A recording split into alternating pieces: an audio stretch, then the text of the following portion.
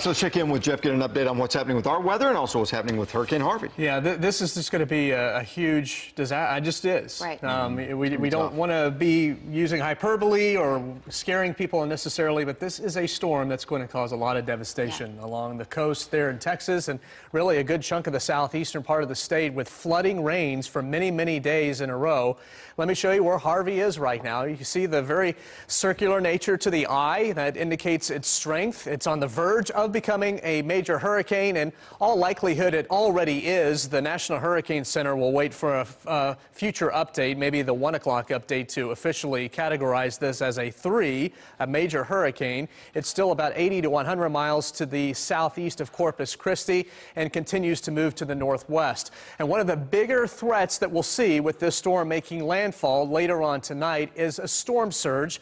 And we have storm surge warnings here. All these counties shaded in red, from Corpus Christi, where Don was, up to Port Lavaca, where Jason was reporting.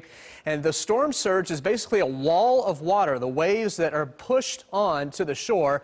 And in some cases, we could be talking about a 12-foot storm surge. That wall of water coming on shore is destructive, and it happens rapidly as well. Now, of course, it also depends on the tidal cycle. High tide is later this evening around 8 o'clock. That's forecast to be about 3 or 4 hours before landfall. But whenever a landfalling tropical storm or hurricane coincides with high tide, that's when the storm surge can get even higher, and it certainly is life-threatening. And that's why this is one of the main reasons why officials ask that folks along the coast evacuate early so that they can get out of the way of the center of the storm where that storm surge will most affect the coast. So here it is again, moving to the northwest. By around midnight, we think it makes landfall as a major hurricane near Rockport to Victoria to Port Lavaca. And then, as we've been talking about, just camps out here in this same area all weekend. And this is so unusual. Usually storms zip on by. They're there for about 24 hours for impact, and then they move on. But this one will linger the entire weekend in this same general area, dumping rain.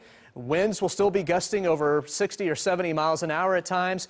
Finally, by the beginning of next week, the storm moves east very slowly, moves back possibly over open waters, and then landfall again near Galveston on Wednesday. Now, I don't want to pay too close attention to the actual path here. This is really going to impact a wide area. In fact, you can get a better idea of that by looking at the wind forecast.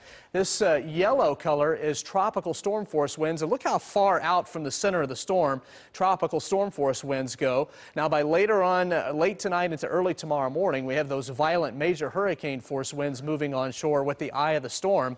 But all weekend long, the entire Gulf Coast, for the most part, will be dealing with tropical storm force winds, and that will continue into early next week. But as we've been talking about, the long-term life-threatening situation here, and possibly the biggest threat, could come from flooding. Look at these rainfall totals piling up. By tomorrow, we're talking about approaching 10 inches of rain. Look how quickly they continue to climb through Wednesday. Rainfall amounts approaching 30 inches there in Bay City. The city of Houston bracing for 15 to 25 inches of rain. And this will continue to move east into Louisiana by the end of next week.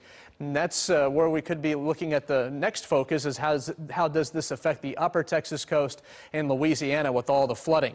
And some of our computer models, which are doing a good job of pulling this storm onshore, also by the middle and end of next week, try to drive it a little bit farther to the north, closer to us. Now, if this happens, I do think it would be just the remnants of Harvey. I'm not anticipating a direct hit, but our rain chances may bump up a bit by the middle and end of next week. Today, I want to talk about our forecast briefly. Isolated showers and storms. We have some to the east. We have some to the west. We'll go with the 20% chance of rain for today. Not a high rain coverage, but any shower or storm that pops up could produce some heavy rain at times. And then over the weekend, just about all the impacts will be well to our south. We'll just have isolated showers Saturday and Sunday locally with highs in the upper 80s.